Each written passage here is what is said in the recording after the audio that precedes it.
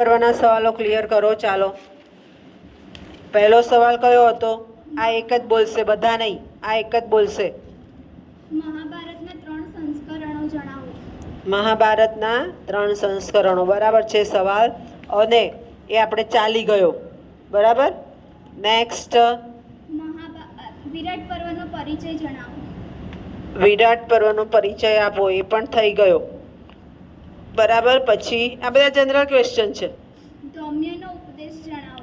ધૌમ્યનો ઉપદેશ એ યુનિટ 1-2 માં જશે. આપણે 3-4 લેવાનું છે, રાઈટ? એટલે બેન ચલાવી દેશે, નહીં ચલાવે તો 3-4 ચાલી ગયા પછી હું ચલાવી દઈશ. પછી બ્રહ્મ મહોત્સવ ટૂંકનો જ જણાવો. એ પણ આગલા યુનિટનું છે. પછી જીજીતવદ ટૂંકનો. જીમુતવદ, જીમુત જોઈ લઈએ શબ્દ. જીમુત છે, જોઈને જ આગળ વધો. તમે તો હારા ગપ્પા શાસ્ત્રવાળા બેઠા. ન આવડે તો પૂછો. જીમુતવદ એ બ્રહ્મ મહોત્સવની અથવામાં આવે. બ્રહ્મ મહોત્સવ અથવા જીમુતવદ એ પણ આગલા યુનિટમાં જશે. પછી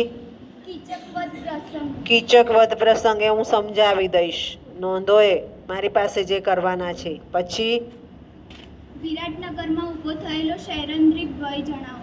એ આવશે, હવે આપણા અધ્યાય શરૂ થશે. ક્યાં છે?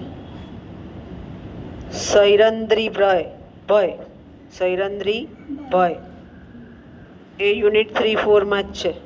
લખો, એ આપણે સમજવાનું. પછી દ્રૌપદીનું પાત્રાલેખન સમજાવી ગયો, સમજાવવાનું બાકી બાકી છે. હા, એ તમે ખાલી લખો. તો નોંધો, હું સમજાવી દઈશ. પછી ભીમનું પાત્રાલેખન જાતે કરવાનું કીધું. ઓકે, બરાબર. પછી કીચકનું પાત્રાલેખન એ હું સમજાવી દઈશ. પછી યુધિષ્ઠિરનું પાત્રાલેખન ચલાવી દીધું, રાઈટ? પછી વિરાટ રાજાનું પાત્રાલેખન ચલાવી લીધું. હા. પછી અર્જુનનું પાત્રાલેખન જાતે.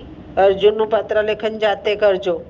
પછી મહાભારતનું કાવ્ય સ્વરૂપ સ્પષ્ટ કરો, એ એક બાકી છે. કાલે સમજાવ્યું કંઈક? ના, ના, બીજું કાલે. મહાભારતનું કાવ્ય સ્વરૂપ સમજાવીશ. પછી મહાભારતમાં નિરૂપિત ભારતીય સમાજ સમજાવો, સમાજ દર્શન. એ સમજાવીશ. પછી મહાભારતની શૈલી જણાવો, એ ચલાવી દીધું. બરાબર. પછી મહાભારત કાવ્ય, ઇતિહાસ, ધર્મશાસ્ત્ર, પુરાણ કે નીતિશાસ્ત્ર ચર્ચો, એ ચલાવી દીધું. બરાબર. તો આવી તો ગયું બધું, હા ને? વિરાટ પર્વનું કમ્પ્લીટ છે. ઓકે, હવે સુંદરકાંડ કાઢો. ખ્યાલ આવી ગયો? આગલા યુનિટના અને પાછલા યુનિટના સવાલો સમજ પડી ગઈ? હા કે ના? હે ને? હવે આપણે જે ચલાવવાના છે ક્લિયર હોવું જોઈએ, હા ને? હવે સુંદરકાંડમાં જુઓ.